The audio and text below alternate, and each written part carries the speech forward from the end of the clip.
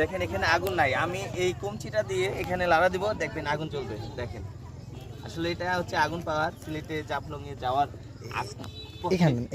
এই দেখেন কিভাবে বালির মধ্যে আগুন জ্বলে লাড়া দিলে।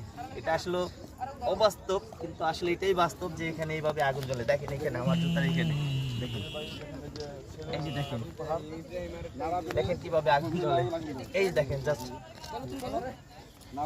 দেখেন এখানে এখন আগুন নাই, আমি এই কঞ্চিটা দিয়ে লাড়া দিব, ম্যাজিকের মতন আগুন জ্বলবে। দেখেন আসলে এটাই বাস্তব, যদিও আমরা না আসলে এটা বিশ্বাস করবো না, ঠিক এইভাবে আগুন জ্বলছে।